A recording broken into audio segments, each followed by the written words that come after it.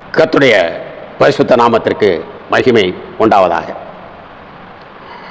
கர்த்தர் சொன்னார், நீ என் வார்த்தையை விட உன் மனைவியினுடைய வார்த்தைக்கு செவி கொடுத்து இந்த ஒரு மாபெரும் மீறுதலை உண்டாக்கி அந்த மீறுதலிலே நிலைத்திருந்து இன்னும் உன்னுடைய மனைவியினுடைய வார்த்தை தான் உனக்குள் நின்று கொண்டிருக்கிறது.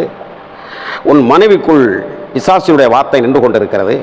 கீழ்ப்படிவதற்கு, மன்னிப்பு கேட்பதற்கு உங்களுக்கு மனதில்லாத அளவில் இந்த தோட்டத்திற்குள் நான் வருவதை விட உங்களை இந்த அலங்கோலப்படுத்தி அவலட்சணமாக ஆக்கி வெட்கப்படுத்தி வேதனைப்படுத்தி துக்கப்படுத்தி துயரப்படுத்தினாலும் ஒரு மயக்கத்தை கொண்டு வந்திருக்கக்கூடிய பிசாசை நீங்கள் தலைவனாக இந்த தோட்டத்தில் வைத்துக் கொள்ள விரும்புகின்றீர்கள் என்ற அடிப்படை போல கர்த்தர் பேசுகிறார். அதை கவனித்துக் கொள்ளுங்கள். நான் பல செய்திகளிலே கொடுத்து விட்டேன்.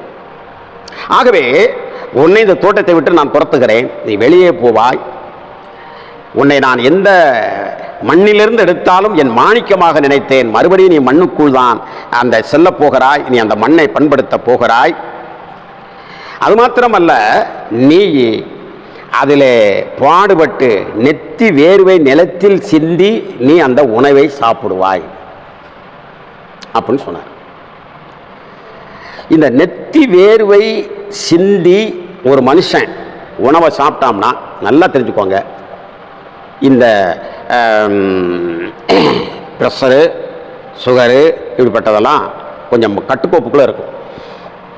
எந்த நேரமும் ஏசியிலே இருந்துக்கிட்டு அதை செஞ்சேன் இதை செஞ்சேன் இன்றைக்கி நம்ம அந்த கம்பெனியில் எவ்வளோ வருது, இந்த கம்பெனியில் வருது இல்லையா, அவங்க கொஞ்சம் சம்பளம் கூட்டி கேட்குறாங்க. அப்போ அந்த அப்படி பேரையும் நான் க்ளோஸ் பண்ணி அவனுக்கு எதுக்கு சம்பளத்தை கூட்டி போனால் அதோட அந்த கையெழுத்து போட இது போடணும் அப்படி டெய்லி உட்காந்துக்கிட்டே இருந்தேன். அப்படி நான் 40 வயசில் உனக்கு முட்டைக்கூட தவிர ஒன்றுமே கிடைக்காது. ஏன்னா நெத்தி வேர்வை நீ நிலத்தில் சிந்தித்தான் ஆகணும். அப்படி இல்லைன்னா சிந்தும் ஒரு நாள் ஒரு மாதிரி வந்துருச்சுது கொடுக்குடு உடம்பெல்லாம் வேர்த்து கடைசியில் காத்தாடியை போட்டு எல்லாம் போட்டு பார்ப்பேன். இதே நின்று நல்லா கவனமாக கேளுங்க. நான் சொல்கிறது மருத்துவ ரீதி எல்லா ரீதியுமே எல்லா ஆராய்ச்சி இதுக்குள்ளே இருக்குது. அதெல்லாம் பேசிகிட்டு இருக்கேன். அப்போ கர்த்தர் சொன்னார், நீ விதைய விதைப்ப, சோளத்தை விதைப்ப, கம்பு விதைப்ப, பயிர் விதைப்ப, நெல் விதைப்ப, மாம்பழத்து கொட்டையை போடுவேன், அதை போடுவேன், உனக்கு முள்ளும் குறுக்குமாக முளைக்கும். 100% விகிதாச்சாரம் அடிக்க வேண்டும் ஒரு விதையை போட்டார். இன்றைக்கி எவ்வளோ அடிக்குது? 1, 2, 3 அடிச்சிட்டாலே பெரிய காரியம். ஆனால் கர்த்தரை நம்பி ஈசாக்கு அதுவரைத்தான் 100 தனையாய் கர்த்தர் ஆசீர்வதித்தார். 100 தனையா 100% அடிச்சிச்சு. அதை ஒரு பக்கம் இருக்கட்டும், அதை ஒரு நாளைக்கு பார்ப்போம். மாரியாமத்தானே பார்த்துட்டு வர்றோம், அது என்ன அப்படின்னு. அப்போ இன்னைக்கு அந்த அளவிற்கு நீதெல்லாம் என்னது? 97% முள்ளும் குறுக்குமாக முளைத்து விடுகிறது. களை முளைக்கிறது, நெறிஞ்சி முளைக்கிறது, அது முளைச்சி இது முளைச்சி நம்ம போடுற உரத்தெல்லாம் அதை எடுத்துக்கிட்டு கடைசியில் நம்ம எதிர்பார்க்கிற மணி நமக்கு கிடைப்பதில்லை, பலன் நமக்கு கிடைப்பதில்லை. அப்போ நம்ம எதை எதிர்பார்த்து இந்த பலனை நம்ம விதைக்கிறோமோ அந்த பலன் நமக்கு கிடைக்காமல் முள்ளும் குறுக்கும் முளைக்கிறது. இந்த முள்ளும் குறுக்கும் அப்படிங்கிறத நான் உங்களுக்கு சொல்கிறேன் பாருங்க. நான் அதாவது விருதுநகர் மாவட்டத்தில், நான் எல்லாம் முழுசாக சொல்லிட்டோம்னா நான் அதுக்குள்ளே இருந்ததுனால சிலருக்கு வருத்தமாக இருக்கும், அதை நான் சொல்ல விரும்பலை. ஒரு பிரபல்யமாக அந்த காலத்தில் திருநெல்வேலி மாவட்டத்திலிருந்து உக்கரங்கோட்டையிலிருந்து கிறிஸ்துவை ஏற்றுக்கொண்டபடினால் சொந்த பந்தங்கள் ஒன்றும் அவர்களை நெருங்காத பட்சத்திலே அவர்கள் ஏறி வந்து அவர்கள் புறப்பட்டு கால்நடையாக பொடிநடையாக தங்களிடத்தில் வேலை பார்க்கிறவர்களெல்லாம் கூட்டிகிட்டு வந்து கிருஷ்ணன் கோவில், இப்போ உங்களுக்கு புரிந்திருக்கும், அங்கேருந்து ஒரு பகுதிக்கு நேரே சென்றிருக்கிறார்கள். அந்த பேரை சொல்ல விரும்பவில்லை. அங்கே ஒரு 3 நாள் என்னை ஒரு கன்வென்ஷனுக்கு கூப்பிட்டிருந்தார்கள். நான் பேருந்தேன் ஒரு 25 வருடத்திற்கு முன்பதாக. அருமையான ஆலயம், ஸ்கூல் இருக்கின்றன, எல்லாம் இருக்கிறது. ஆனால் இவர்கள் கிறிஸ்துவை ஏற்றுக்கொண்டார்கள். நல்லா அவங்களுக்குள்ளே ஒருத்தருக்கு திருமணம் செய்து ஏழை எளியரோடு பார்க்காமல் கிறிஸ்துடைய பிரமாணங்கள் நிறைவேற்றுவது போல எல்லாம் இருந்தாலும் மூர்க்க குணங்கள் அவரிடத்தில் போகவில்லை. இஸ்ரவேலர்களுக்குள்ளே வைராக்கியம் என்று அறிவேன், அது ரட்சிப்பு கேட்டதான நற்கிரியை கேட்டதான வைராக்கியம் இல்லை என்பது போலதான் கிறிஸ்துவின் நேமில் அறிந்திருந்தாலும் அந்த ஜனங்களுடைய நான் பின்னோக்கி அவர்களுடைய ஆரம்ப காலத்தை ஆராய்ச்சி செய்தேன், பத்திரிகையிலும் வெளியிருக்கிறேன். அப்போ நீ நன்றாக தெரிந்து கொள்ளுங்கள், அவர்கள் எப்படி இருந்தார்கள் என்றால் மூர்க்க குணம் போகவில்லை, இன்றைக்கும் போகவில்லை. இந்த பிரதர் மிஷனையே சீரழிக்கக்கூடிய அளவில் இன்றைக்கும் அந்த மூர்க்க குணங்கள் இருந்து கொண்டிருக்கின்றன. அவர்களுக்கு மட்டுமல்ல, அவர்கள் அப்படி பண்ணுகிறபடினால் இன்னும் பல விதத்திலும் அது இருந்து கொண்டுதான் இருக்கிறது, எல்லோரிடத்திலும் அது இருக்கிறது. அப்பொழுது பாருங்கள், இதை நான் ஏன் சொல்ல வேண்டும் என்பதற்காக சொல்கிறேன். ஒரு அதிர்ச்சியான சம்பவத்தை சொல்லுகிறேன். என்ன, ஒரு தடவை அந்த இடத்துல அவருடைய பேரப்பிள்ளை வம்சத்தில் வந்தவர் அவர் கூட்டிக் கொண்டு எனக்கு அந்த தோட்டத்தில் இளநியெல்லாம் வெட்டி கொடுத்தார். ஆனால் அவரை அந்த ஆலயத்துக்குள்ளும் வர விட மாட்டார்கள், அங்கே இருக்கக்கூடிய பழிக்கிறதுக்கு போட மாட்டார்கள். குடும்பமெல்லாம் இந்த தேங்காய் எரியும் போது சுக்குச்சூறாக சிதறிப்போம் பாருங்க, அது மாதிரி குடும்பங்கள் சிதறி போய்விட்டன. இந்த 28 வருடத்துக்கு முன்பதாக ஒரு கன்வென்ஷனுக்கு என்னை கூப்பிட்டிருந்தார்கள் அல்லவா, நான் அதற்கு போயிருந்தேன் அல்லவா அந்த ஆலயத்திற்கு. அங்கு நான் பிரசங்கம் பண்ணினேன். வெள்ளிக்கிழமை பேசிவிட்டேன், சனிக்கிழமை பேசிவிட்டேன், ஞாயிற்றுக்கிழமை, அதாவது இந்த 2 நாள் என்ன செஞ்சேன் அப்படின்னா, அங்கே பக்கத்தில் இருக்கிற வீட்டில் குளித்தேன். 3ஆம் நாள் ஐயா அந்த தோட்டத்தில் போய் குளிக்கணும் அப்படின்னு சொன்னேன். சரி வாங்க அப்படின்னு. எனக்கு அதில் ஒரு ஆசை, ஒரு எண்ணம் இருந்தது. அந்த காலத்திலேயே எவனும் அந்த ஏரியாவில் கட்டாத கண்ணாடி மாளிகை கட்டியிருக்காங்க. கண்ணாடி மாளிகைன்னா அப்படி வீடு கட்டி மேலே அந்த கண்ணாடியெல்லாம் போட்டு செய்வாங்கள, கட்டியிருக்காங்க. அதெல்லாம் நொறுங்கி கிடக்குது. அது ஒரு இண்டு முளைச்சி, எரிக்கலை முளைச்சி இப்படிலாம் கிடக்குதுன்னு நான் அதை கேள்விப்பட்டேன். அது ஒரு அம்மா சாபம்ன்றதுனால நடந்ததுன்னு எல்லாரும் சொன்னாங்க. அதை பார்க்கணும்னு நான் ஆசைப்பட்டேன். அந்த பகுதியில் போய் குளிக்கணும் அப்படின்னு.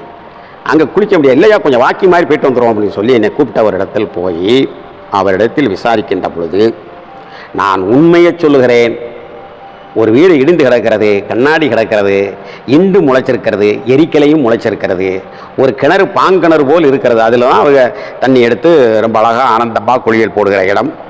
அந்த கிணத்து இதில் மேலே ஒரு முள் படர்ந்து குறுக்காக படர்ந்து கிடக்கிறது.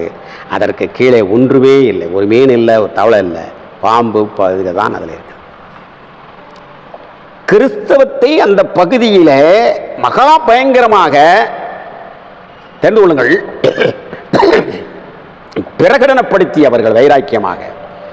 ஆனாலும் அந்த நேமில் தான் ஓடிக்கிட்டு இருந்திருக்க தவிர, அந்த நேமில் தான் ஓடிக்கிட்டு இருந்திருக்கிறத தவிர, அந்த ஏழை எளியவர்களின் வாயில் விழுந்தது, அதாவது காரணம் இல்லாமல் விட்ட சாபம் தான் பலிக்காதுன்னா அப்போ காரணத்தோடு விட்ட சாபம் பலிக்கத்தான் செய்யும். இதையெல்லாம் நான் ஏன் சொல்ல வேண்டும்? ஏனென்றால் அந்த காலத்தில் இந்த பிரதர் நிலையில் இருந்தவர்களுக்கு இப்போ சிஎஸ்ஐ வந்தால் விரிந்த ஆலமரத்தை போல இருக்குது. ஒரு புளிய மரம் இருக்குது அப்படின்னா, இன்றைக்கி இருக்கிறவங்க ஊரம் அந்த அதிகாரத்துக்கு வர்றவங்க ஊரம் அந்த புளிய மரத்தில் இருக்கக்கூடிய புளியம்பழத்தை அவனே தட்டி, அவனே அதில் கற்படி போட்டு பானக்காரம் பிணைஞ்சு அவனை சார்ந்தவர்களுக்கே கொடுத்துட்டு இருக்காங்க சிஎஸ்ஐயில். மற்றவங்கள்லாம் பானக்காரம் குடிக்கிறாங்க, நம்ம சந்தா கட்டிக்கிட்டே போய்கிட்டு இருப்போம். இதுதான் நடந்துக்கிட்டு இருக்கு சிஎஸ்ஐயில். பிரதரில் என்ன பண்ணிட்டாங்க அப்படின்னா, அந்த புளிய மரத்தையே வெட்டி அதை அடுப்பில் வச்சு கொளுத்தி போட்டேன்.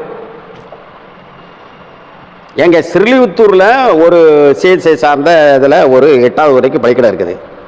அதுக்கடுத்து மவுன்சியனில் தான் 8வது வரைக்கும் பள்ளிக்கூடம் இருந்துச்சு, ராஜபாளையத்தில் கூட இல்லை.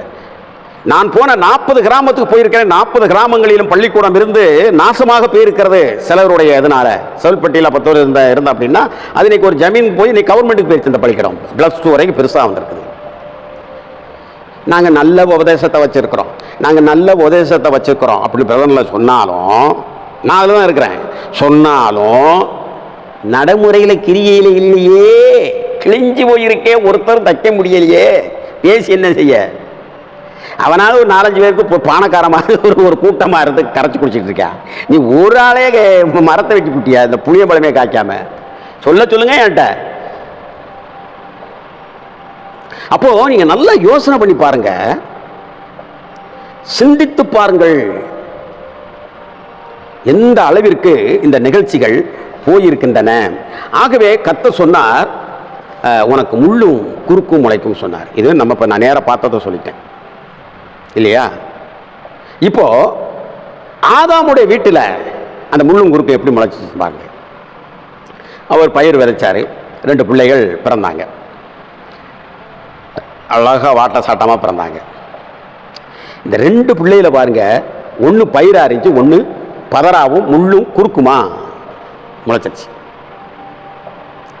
எப்படி இந்த பயிர் ஆபேல், இந்த முள்ளும் குறுக்கும் அப்படிங்கிறது என்னது? காயின். இந்த முள்ளும் குறுக்குமா இருந்த காயின் இந்த ஆவேலை வளர விடாமல் நசுக்கி கொண்டு ஓட்டு விட்டான். சில வீட்டில் பார்த்தீங்கன்னா முள்ளும் குறுக்கும் எப்படி இருக்கும் அப்படின்னு சொல்லி முடிச்சுதான் பாருங்க.